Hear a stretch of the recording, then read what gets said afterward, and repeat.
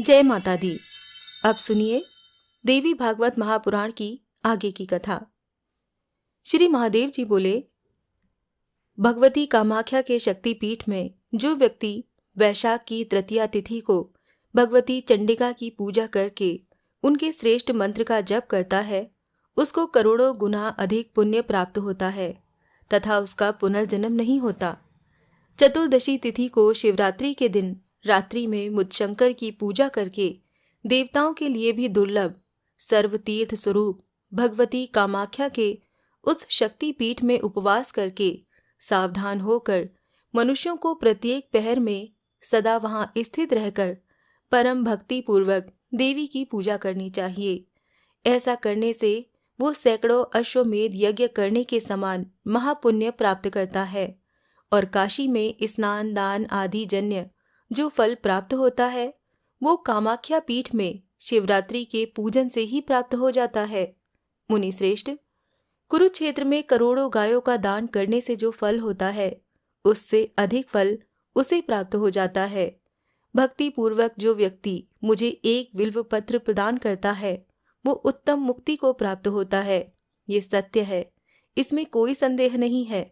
महामुने, हजारों स्वर्ण पुष्पों के अर्पण करने से, मणि माणिक्य के समूहों का अर्पण करने से तथा मूल्यवान रत्नों के द्वारा पूजा करने से मुझे वैसी प्रसन्नता नहीं होती जैसी कि बिल्व पत्र चढ़ाने से होती है। बिल्व वृक्ष के नीचे लोक कल्याणकारी भगवान शंकर की पूजा करके मनुष्य श्रेष्ठ सुरत्व प्राप्त करता है और उससे उसका वियोग नहीं होता। बिल्व वृक्ष के मूल में अति उत्तम तीर्थों का वास होता है। वहां भगवान शंकर की पूजा करने से महापातक का नाश होता है। सभी लोगों के कल्याण के लिए सर्वलोकेश्वर ब्रह्म रूप साक्षात रुद्र बिल्व वृक्ष के रूप में पृथ्वी पर प्रतिष्ठित हैं। मुनि श्रेष्ठ, इसीलिए बिल्व वृक्ष का मूल महापातक का नाश करने वाला तथा सभी तीर्थों से उत्तम है। महामते नारद, गंगा, काशी, गया तीर्थ, प्रयाग, कुरुक्षेत्र, यमुना, सरस्वती, गोदावरी, नर्मदा तथा अन्य उत्तम तीर्थ सदा बिल्व वृक्ष के मूल में सन्निहित रहते हैं, ऐसा जानना चाहिए। वहां जो देव तथा पितृ कर्म विधान पूर्वक किया जाता है वो निश्चय ही करोड़ों जन्मों तक अक्षय रहता है, ऐसा जानना चाहिए। जो मनुष्य बिल्व वृक्ष के नीचे देह त्याग करता है वो परम आनंद तथा ब्रह्मा आदि देवताओं के लिए भी दुर्लभ पद प्राप्त करता है। ये बिल्व वृक्ष पुण्यतम, श्रेष्ठतम तथा भगवान शंकर के लिए सदा प्रीतिकारक है। इसीलिए 3 पत्तों वाले बिल्व पत्र से भगवान शंकर की पूजा करके मनुष्य संसार के बंधनों से मुक्त हो जाता है। बिल्व फल भगवान शंकर के लिए परम आनंददायक है, जिसे समर्पित कर मनुष्य सद महापुण्य प्राप्त कर लेता है। मुने, बिल्व के पत्र तथा फल अन्यंत्र जहाँ कहीं भी भगवान शिव के लिए महाप्रीतिकारक होते हैं, किंतु पुण्य क्षेत्र काम रूप में इन्हें विशेष रूप से जानना चाहिए। मुने, आपसे अन्य क्या कहूँ, भगवती कामाख्या के शक्ति पीठ से बढ़कर महापुण्य फलदायक कहीं कोई दूसरा स्थान नहीं है। चैत्र मास के शुक्ल पक्ष में अष्टमी तिथि के दिन सर्वतीर्थमय शुभ लौहित्य अर्थात ब्रह्मपुत्र नदी में विधिवत स्नान करके उसके जल से जो व्यक्ति भक्ति पूर्वक जगदम्बिका कामाख्या देवी की पूजा करता है वो संसार के बंधनों से मुक्त हो जाता है। महादेवी का योनि पीठ सर्वतीर्थ स्वरूप सभी तीर्थों में श्रेष्ठ तथा सभी देवताओं के लिए भी दुर्लभ स्थान है। सर्वदेवमयी भगवती पूर्णा जहाँ साक्षात पूज्यतमा है, सर्वतीर्थमय ब्रह्मपुत्र नद भी पुण्यप्रद और दुर्लभ है। महापुण्यदायी अष्टमी तिथि भी परम दुर्लभ है। इन तीनों का योग बहुत पुण्य संचय से ही मिलता है। उसके पृथ्वी पर पुनः जन्म की आशंका ही नहीं रहती। भगवती कामाख्या के उस शक्ति पीठ में जो व्यक्ति भक्ति पूर्वक ब्रह्मपुत्र नद के जल से अपने पितरों का तर्पण करता है उसके सभी पितर निर्विकार ब्रह्मलोक को प्राप्त करते हैं। मुनिश्रेष्ठ, वहां किए गए अन्य तप तथा दान भी पुण्य फलदायी हैं, जो अन्य हजारों तीर्थों में किए उन कार्यों से अधिक पुण्य फल प्रदान करने वाले होते हैं। इस संसार में जिस प्रकार शिव प्रिया भगवती भवानी पूज्यतमा है, पत्तों में तुलसी पत्र और बिल्व पत्र श्रेष्ठ है, जैसे लीलाधारियों में गदाधर भगवान विष्णु श्रेष्ठ हैं, उसी प्रकार सभी तीर्थों में कामाख्या का श्री योनि पीठ श्रेष्ठ है। नारद, जो व्यक्ति योनि पीठ तीर्थराज के इस महात्म्य को सुनता है, वो देवी के परम पद को प्राप्त कर लेता है। नारद, इस प्रकार मैंने योनि पीठ तीर्थराज के अत्यंत गोपनीय महात्म्य को बताया। पुनः आप क्या सुनना चाहते हैं? श्री नारद जी बोले, परमेश्वर महान पातकों का नाश करने वाले योनि पीठ तीर्थ का महात्म्य आपके मुख कमल से मैंने सुना। ईश्वर, आपने जो सर्वश्रेष्ठ महापुण्यदायक बिल्वपत्र का महात्म्य संक्षेप में वहां पर बताया, वो भी मैंने सुना।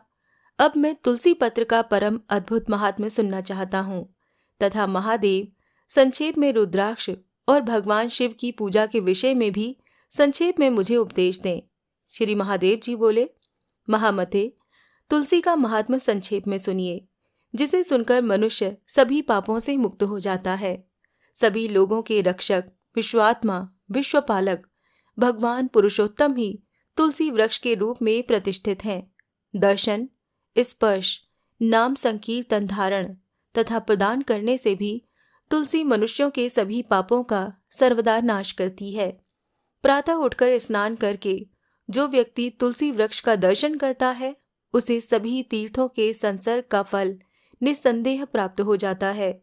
श्री पुरुषोत्तम क्षेत्र में भगवान गदाधर के दर्शन करने से जो पुण्य प्राप्त होता है, वही तुलसी वृक्ष के दर्शन करने से प्राप्त होता है।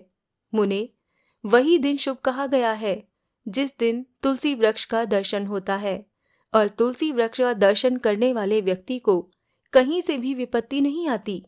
मुनि श्रेष्ठ, जन्म जन्मांतर का किया अत्यंत निंदित पाप भी तुलसी वृक्ष के दर्शन मात्र से नष्ट हो जाता है। पवित्र अथवा अपवित्र स्थिति में जो व्यक्ति तुलसी पत्र का स्पर्श कर लेता है, वो सभी पापों से मुक्त होकर उसी क्षण शुद्ध हो जाता है, तथा अंत में देवों के लिए भी दुर्लभ विष्णु पद को प्राप्त करता है। तुलसी का स्पर्श करना ही मुक्ति है, और वही परम व्रत है। मुनि श्रेष्ठ, जिस व्यक्ति ने तुलसी वृक्ष की प्रदक्षिणा कर ली, उसने साक्षात भगवान विष्णु की प्रदक्षिणा कर ली, इसमें कोई संदेह नहीं है। जो मानव श्रेष्ठ भक्ति पूर्वक तुलसी को प्रणाम करता है, वो भगवान विष्णु के सायुज्य को प्राप्त करता है, और पुनः पृथ्वी पर उसका जन्म नहीं होता। मुनि श्रेष्ठ, जहाँ तुलसी कानन है, वहाँ लक्ष्मी और सरस्वती के साथ साक्षात भगवान जनार्दन प्रसन्नता पूर्वक विराजमान रहते हैं। जहाँ सर्वदेवमय जगन्नाथ भगवान विष्णु रहते हैं, वहीं रुद्राक्ष के सहित मैं तथा पितामह ब्रह्मा सावित्री के साथ रहते हैं।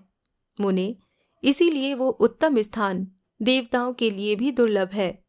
तुलसी के श्रेष्ठ स्थान में जो जाता है, वो भगवान विष्णु के वैकुंठ धाम को प्राप्त करता है। जो व्यक्ति स्नान करके उस पाप नाशक क्षेत्र का मार्जन करता है, वो भी पाप से मुक्त होकर स्वर्गलोक जाता है। मुनि श्रेष्ठ, जो व्यक्ति तुलसी वृक्ष के मूल की मिट्टी से ललाट, कंठ, दोनों कान, दोनों हाथ, स्तन, मस्तक, पीठ, दोनों बगल तथा नाभि पर उत्तम तिलक लगाता है, उस पुण्यात्मा को श्रेष्ठ वैष्णव समझना चाहिए। जो व्यक्ति तुलसी मंजरी से भगवान विष्णु का पूजन करता है, उसे भी सभी पापों से रहित श्रेष्ठ वैष्णव कहा गया है। जो व्यक्ति बैसाख, कार्तिक तथा माघ मास में प्रातः काल स्नान कर परमात्मा सुरेश्वर भगवान विष्णु को विधि विधान से तुलसी पत्र अर्पित करता है, उसका पुण्य फल अनंत कहा गया है। 10,000 गायें दान करने तथा सैकड़ों वाजपेय यज्ञ करने से जो फल प्राप्त होता है, वही फल कार्तिक मास में तुलसी के पत्तों तथा तुलसी मंजरी से भगवान विष्णु का पूजन करने से प्राप्त होता है। जो तुलसी कानन में भगवान विष्णु की पूजा करता है, वो भगवती कामाख्या के शक्ति पीठ में की गई पूजा का फल प्राप्त करता है। बुद्धिमान व्यक्ति को तुलसी पत्र रहित कोई पुण्य कार्य नहीं करना चाहिए। यदि कोई करता है तो उस कर्म का संपूर्ण फल उसे नहीं प्राप्त होता। तुलसी पत्र से रहित संध्या वंदन, कालातीत संध्या की तरह निष्फल हो जाती है।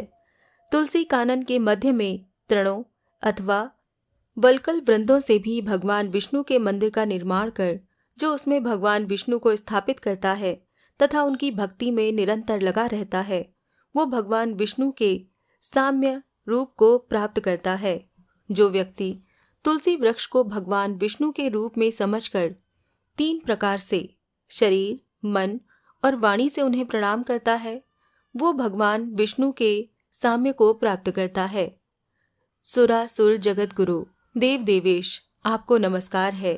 अनग, इस भयावह संसार से मेरी रक्षा कीजिए, आपको नमस्कार है। महामते, जो व्यक्ति बुद्धिपूर्वक 3 बार अथवा 7 बार प्रदक्षिणा करके संसार से उद्धार करने वाली भगवती तुलसी को इस मंत्र से भक्ति पूर्वक प्रणाम करता है, वो घोर संकट से मुक्त हो जाता है। तीनों लोकों के उद्धार में तत्पर शिवे, जिस तरह साक्षात गंगा सभी नदियों में श्रेष्ठ है, उसी तरह तीनों लोकों को पवित्र करने के लिए वृक्षों में साक्षात तुलसी स्वरूपिणी श्रेष्ठ है।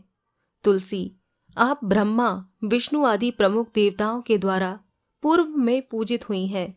आप विश्व को पवित्र करने के हेतु पृथ्वी पर उत्पन्न हुई हैं। विश्व की एकमात्र वंदनीया, मैं आपको नमस्कार करता हूँ, आप प्रसन्न हो। मुनि श्रेष्ठ, इस प्रकार जो व्यक्ति तुलसी को प्रतिदिन प्रणाम करता है, वो जहाँ कहीं भी स्थित है, भगवती तुलसी उसकी सभी मनोकामनाओं को पूर्ण करती हैं। भगवती तुलसी सभी देवताओं की परम प्रसन्नता को बढ़ाने वाली हैं। जहाँ तुलसी वन होता है, वहाँ देवताओं का वास होता है और पितृगण परम प्रीति पूर्वक तुलसी वन में निवास करते हैं। पितृ देवार्चन आदि कार्यों में तुलसी पत्र अवश्य प्रदान करना चाहिए। इन कार्यों में तुलसी पत्र न देने पर मनुष्य उस कर्म का सम्यक फल प्राप्त नहीं करते।